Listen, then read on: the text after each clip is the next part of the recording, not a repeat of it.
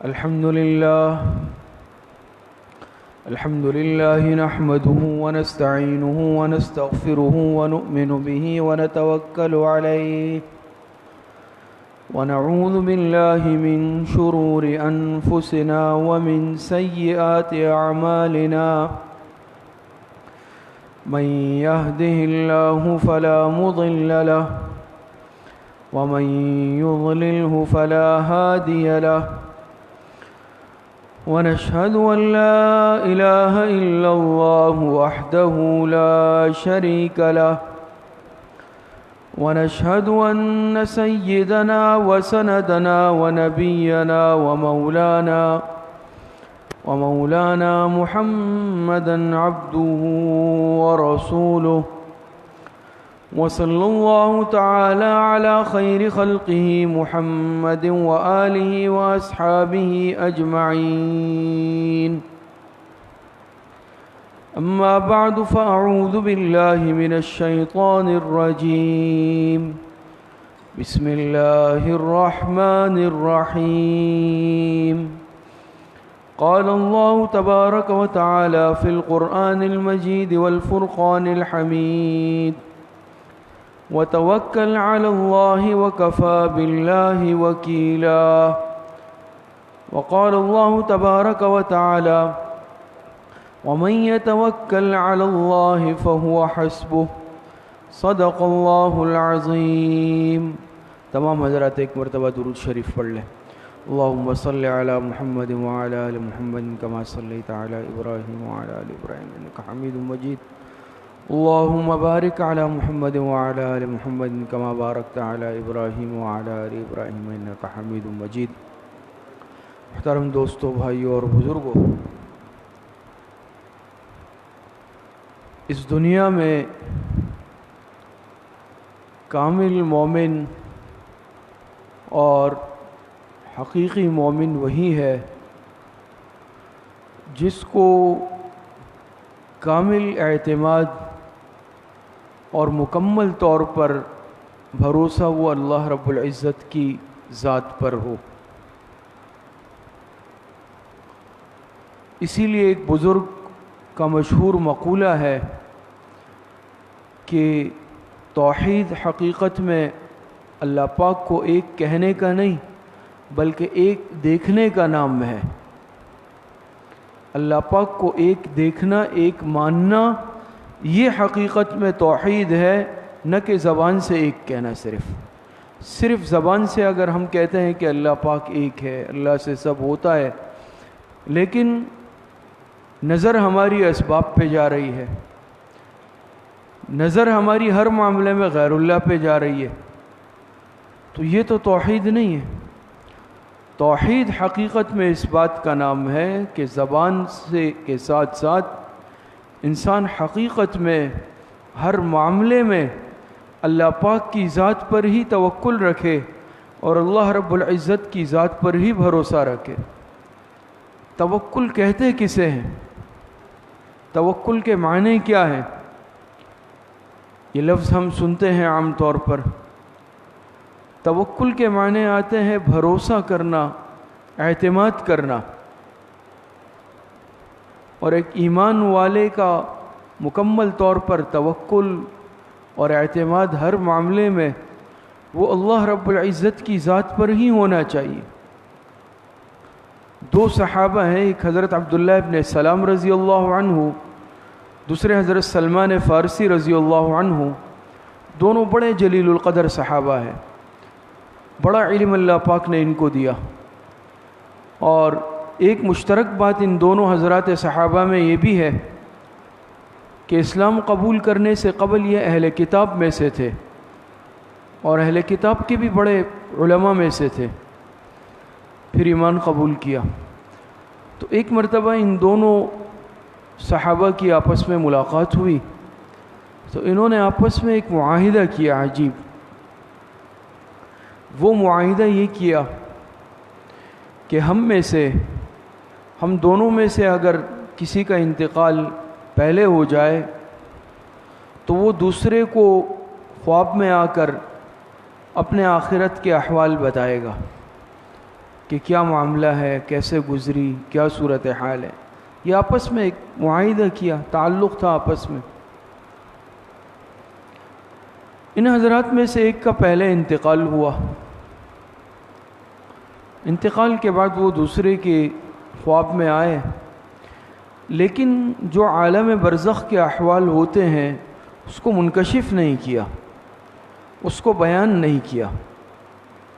بس صرف اتنا کہا کہ توکل کرو، توکل کرو، کیونکہ میں نے اس دنیا میں، اس جہان میں آ کر توکل سے زیادہ کوئی ایسی چیز نہیں دیکھی جو انسان کے درجات کو بڑھانے والی ہو. بس اتنا جملہ کہا.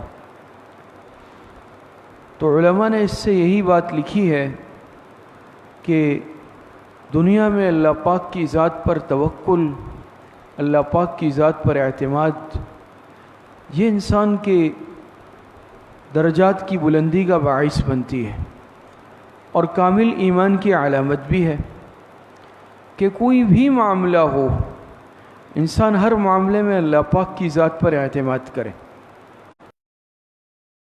معاملے میں نظر اسباب کے بجائے اللہ پاک کی ذات پر جائے.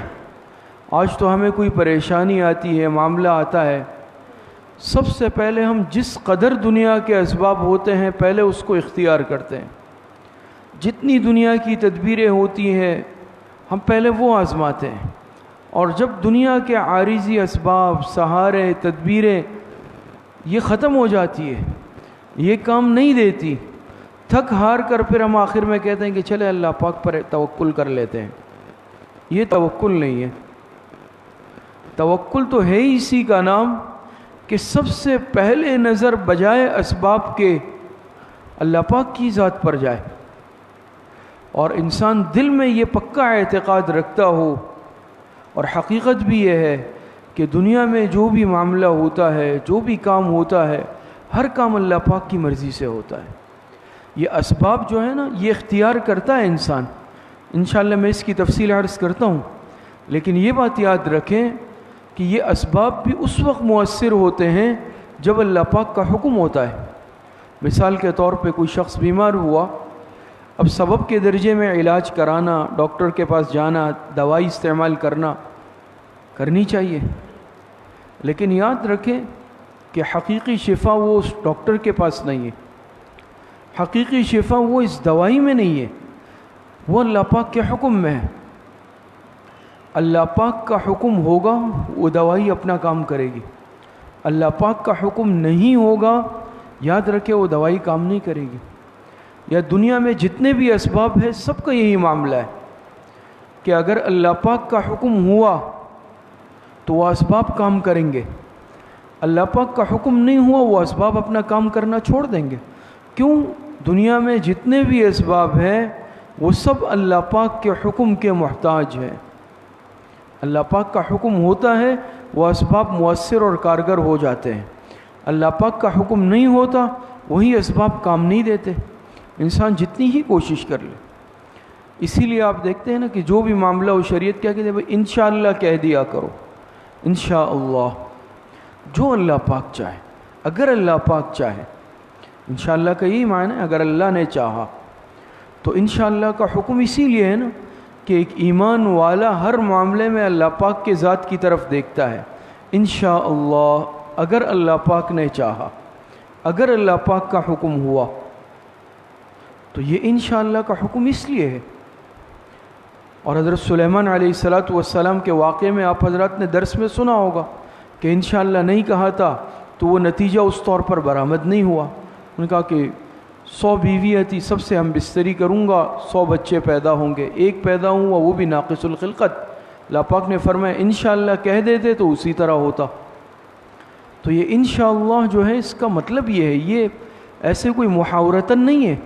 آج کل ہم نے تو اس کو بالکل ایک بے حقیقت سمجھ لیا ہے.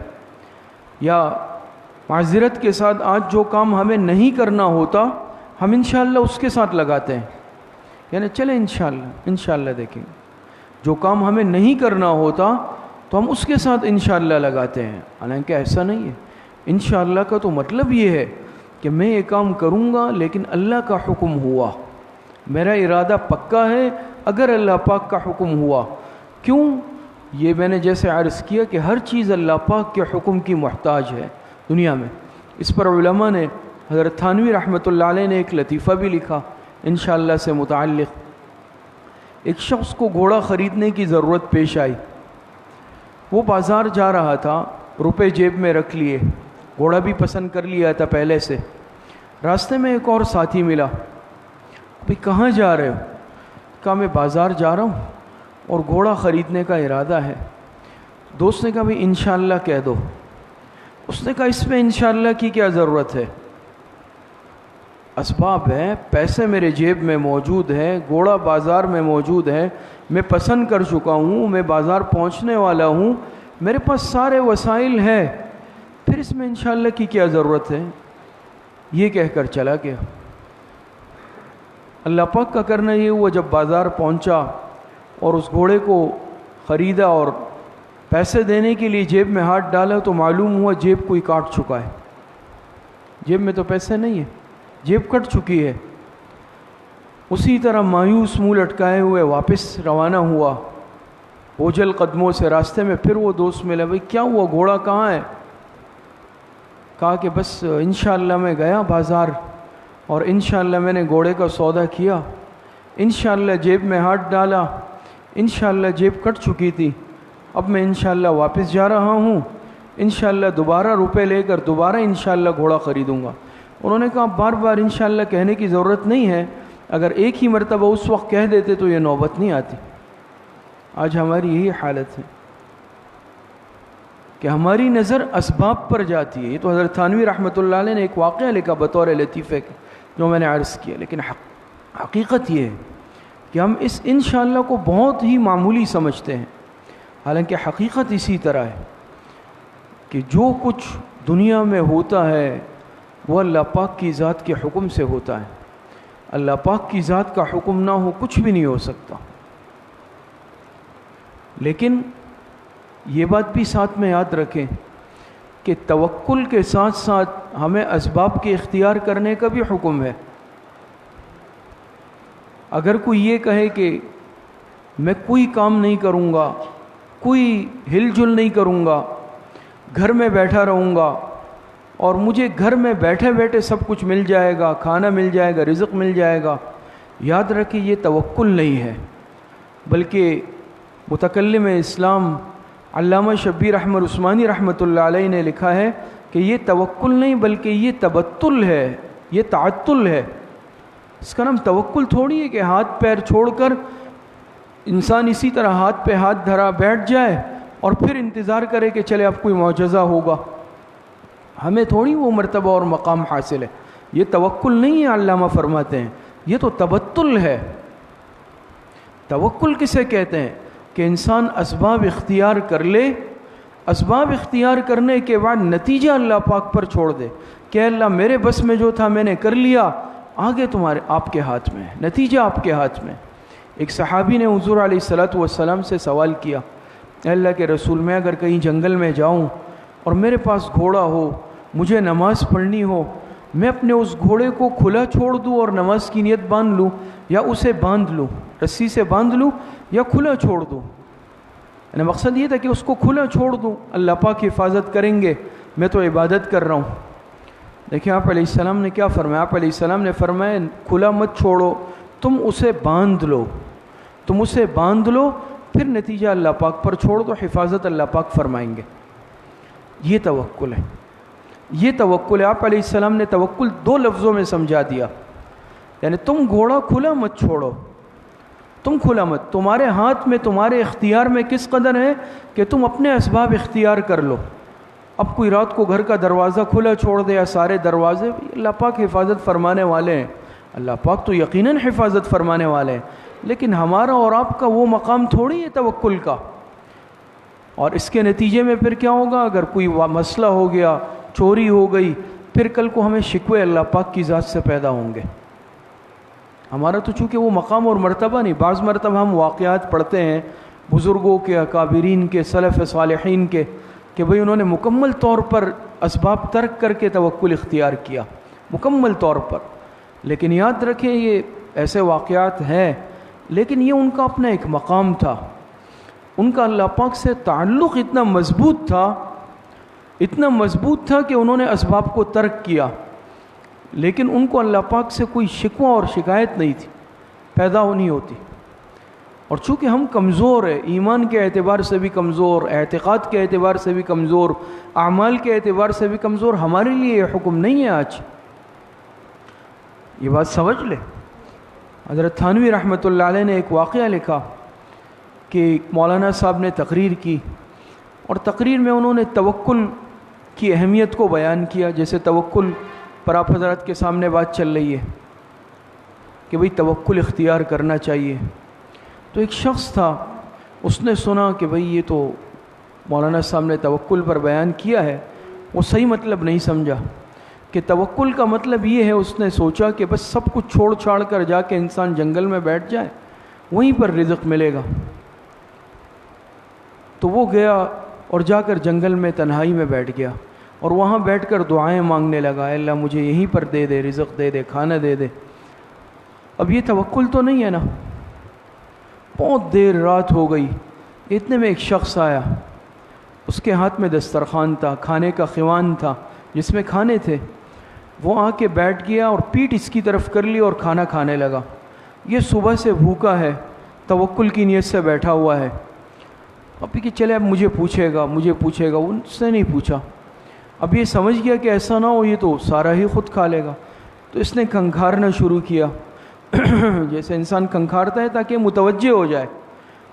پھر وہ متوجہ نہیں ہوا. کئی مرتبہ جب کھنکھارا تو اس نے اس کی طرف دیکھا اور کہا چلے آپ بھی آ جائیں، شریک ہو جائے. تو یہ فوراً گیا اور جا کے کھانے میں شریک ہوا، کھانا کھا لیا. اگلے دن آیا اور مولانا صاحب سے کہا کہ آپ نے توکل تو سمجھایا، لیکن آپ نے یہ نہیں بتایا کہ ساتھ میں کھنکھارنا بھی پڑتا ہے. حضرت تھانوی رحمۃ اللہ علیہ فرماتے ہیں اس واقعے کو نقل کر کے کہ ایسے توکل سے تو بہت بہتر ہے کہ وہ کوئی محنت مزدوری کر لیتا. آج یہ ہمارا تو پھر یہی توکل ہوگا کہ کھنکھارنے کے انتظار میں رہیں گے، کہ ہمارا وہ مقام اور مرتبہ تو نہیں ہے. تو اس میں ایک بات اہم سمجھ لیں کہ توکل کے اسباب کے درجات ہیں، وہ ہم چونکہ سمجھتے نہیں ہیں، اس لیے بعض مرتبہ یہ معاملہ ہم پر مشتبہ ہو جاتا ہے یا خلط ملط کر لیتے ہیں. کہ اسباب کے علماء نے 3 درجات لکھے ہیں.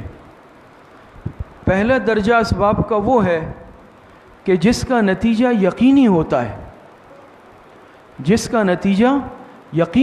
جس کو یقینی اسباب آپ کہہ سکتے ہیں.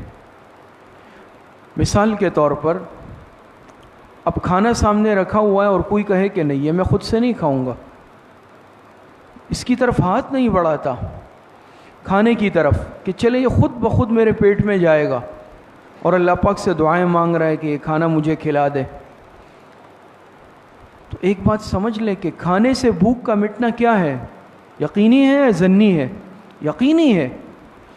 کھائے بغیر بھوک نہیں مٹ سکتی، پانی پیے بغیر بھوک نہیں مٹ سکتی.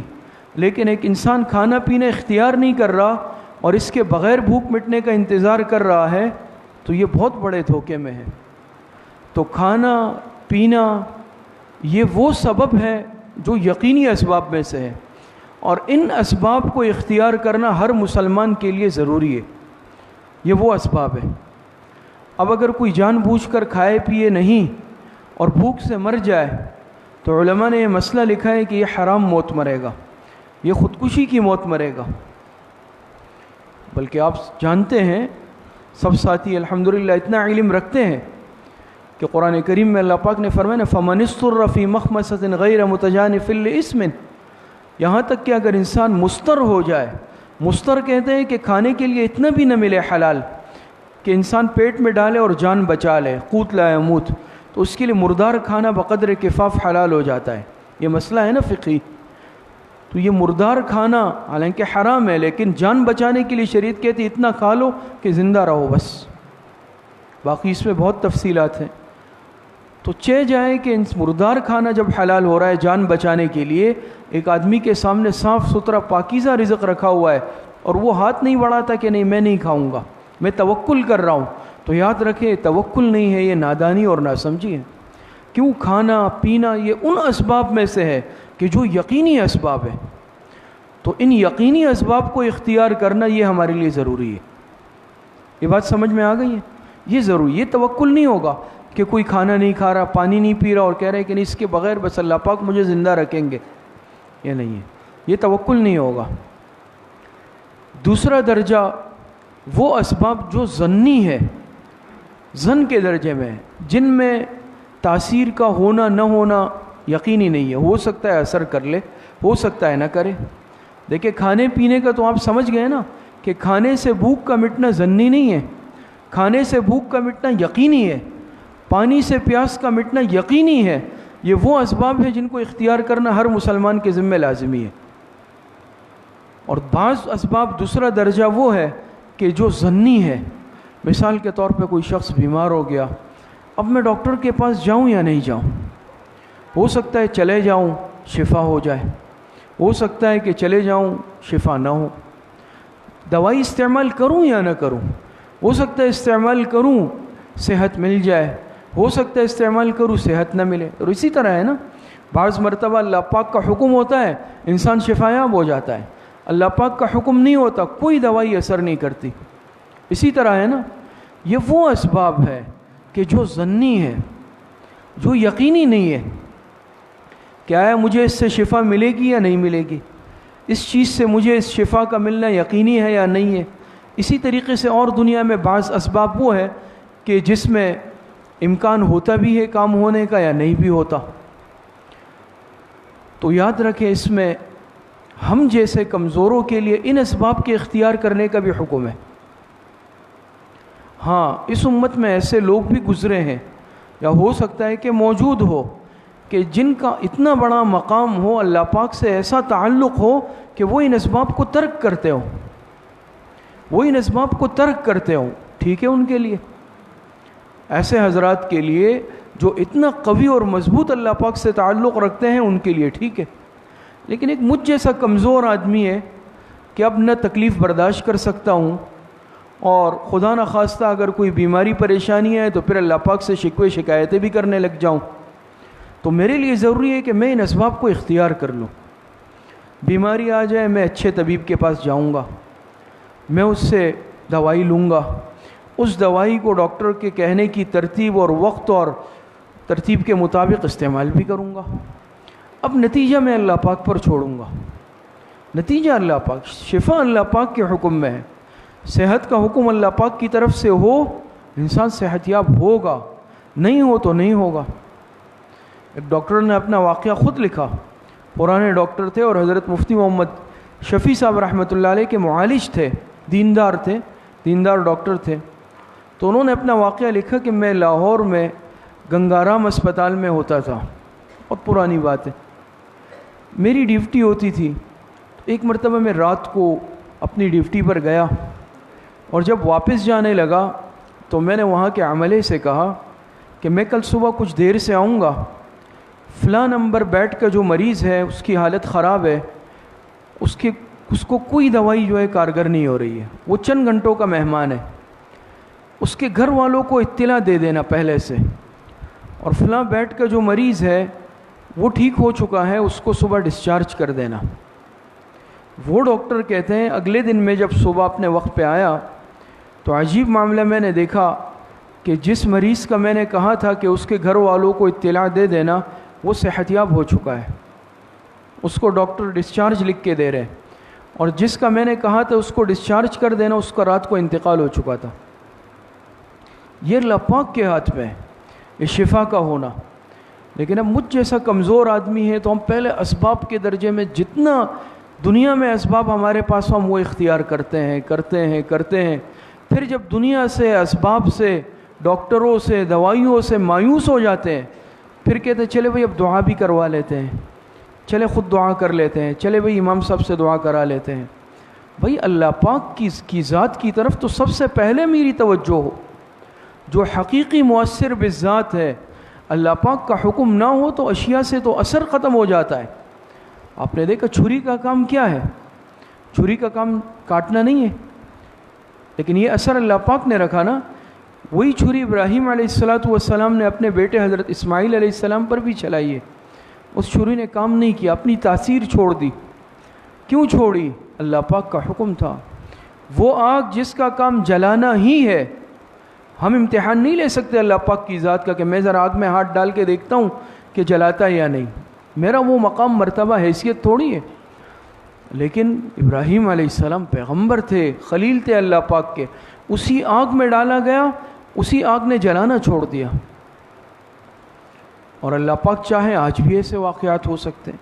کیوں؟ ہر چیز میں نے عرض کیا تاثیر وہ اللہ پاک کے حکم سے ہوتی ہے. اللہ پاک کا حکم نہ ہو تاثیر نہیں ہو سکتی. تو دوسرے درجے کے جو اسباب ہیں وہ ظنی ہے.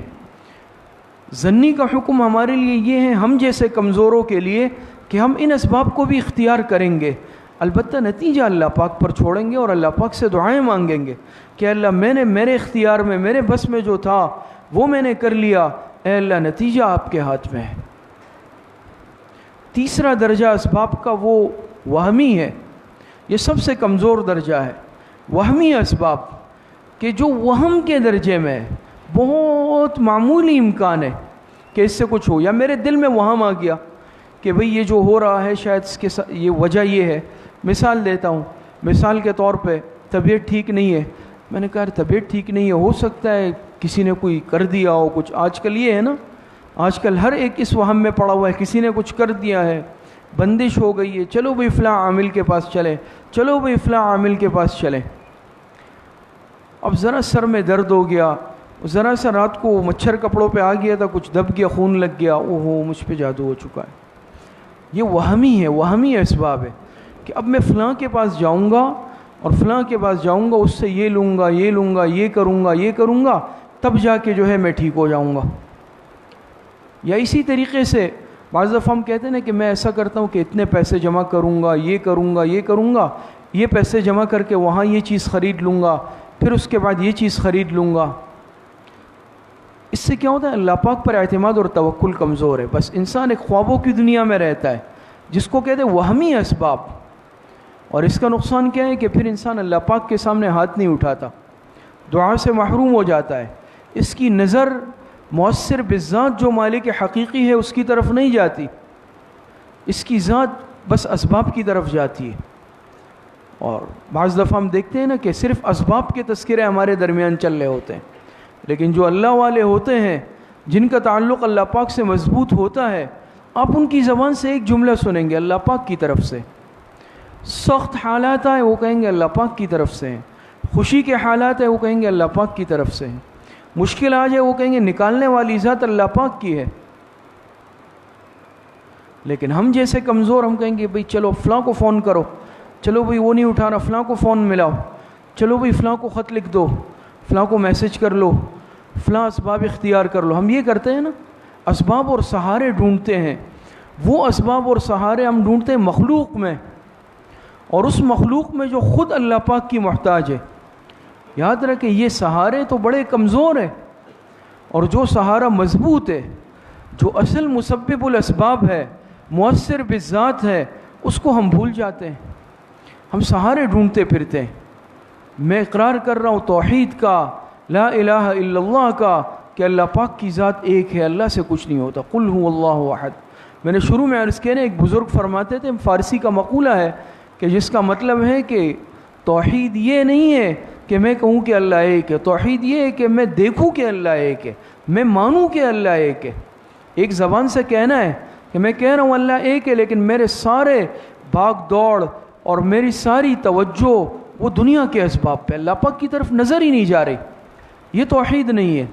حقیقی توحید کیا ہے کہ میری نظر صرف اللہ پاک کی ذات کی طرف جاتی ہے. آج ہم دعا کی طاقت سے واقف نہیں ہیں کہ اس دعا میں اللہ پاک نے کتنی طاقت رکھی ہے. یاد رکھیں دعا تو کہتے ہیں نا کہ انسان کی تقدیر کو بدل لیتی ہے، تقدیر کو، کیونکہ تقدیر بھی دو طرح سے ہے، تقدیر مبرم اور تقدیر معلق. تقدیر معلق بدلتی ہے، وہ انہی دعاؤں سے بدلتی ہے. اللہ پاک بدل لیتے ہیں تقدیر. لیکن آج ہم دعا مانگنے کے لیے شاید ہمارے پاس وقت نہیں ہوتا ہوں، نماز سے فارغ ہوتے ہیں، پیچھے مڑ کے دیکھتے ہیں کہ بس اب جگہ خالی ہو کہیں کونے سے اور میں مسجد سے کسی طریقے سے نکل جاؤں. تو فرض نماز کے بعد دعائیں اللہ پاک قبول فرماتے ہیں۔ غروب آفتاب سے جو قبل کا وقت ہے کچھ اس میں اللہ پاک دعائیں رد نہیں فرماتے۔ رات کو تہجد کا وقت ہے، اللہ پاک دعائیں قبول فرماتے ہیں۔ لیکن آج کا مومن، آج کا مسلمان دعا کی طاقت سے واقف نہیں ہے، اور دعا کے معاملے میں آج ہم بہت زیادہ غفلت کا شکار ہیں۔ تو اللہ پاک پر ہر معاملے میں توکل، اللہ پاک کی ذات پر ہی بھروسہ ہو، اور اسباب اختیار کرے۔ اسباب اختیار کر کے نتیجہ ہم اللہ پاک پر چھوڑ دیں، اللہ پاک سے دعا مانگے۔ ایسا انسان کبھی بھی پریشان نہیں ہو سکتا۔ وَمَن يَتَوَكَّلْ عَلَى اللَّهِ فَهُوَ حَسْبُهُ، جو اللہ پاک پر توکل کرتا ہے، فرمایا فَهُوَ حَسْبُهُ، اللہ پاک اس کے لیے کافی ہے۔ یہ اللہ پاک قرآن میں فرما رہے ہیں کہ جو اللہ پاک پر بھروسہ کرے گا، اعتماد کرے گا، اللہ پاک کی ذات ہی اس کے لیے کافی ہو جائے گی۔ اللہ پاک صحیح عمل کی توفیق عطا فرمائے۔ الحمدللہ رب العالمین والعاقبۃ للمتقین والصلاة والسلام علی خیر خلقہ محمد وآلہ واصحابہ اجمعین۔ ربنا ظلمنا انفسنا وإن لم تغفر لنا وترحمنا لنكونن من الخاسرین۔ ربنا آتنا فی الدنیا حسنۃ وفی الآخرۃ حسنۃ وقنا عذاب النار۔ اے اللہ ہمارے صغیرہ کبیرہ ظاہراً باطناً چھوٹے بڑے ہر طرح کے گناہوں کو معاف فرما دے۔ اے اللہ جتنی لغزشیں کوتاہیاں ہوئی ہیں، گناہ کیے ہیں، اے اللہ توبہ تائب ہوتے ہیں، اللہ ہماری توبہ کو قبول فرما لے۔ اے اللہ جتنے پریشان حال ہیں، جس قسم کی پریشانی میں مبتلا ہیں، اے اللہ سب کی پریشانیوں کو ختم فرما دے۔ جو مقروض ہیں غیب سے قرضوں کی ادائیگی کا بندوبست فرما دے۔ اے اللہ جو بے اولاد ہیں نیک صالح اولاد عطا فرما دے۔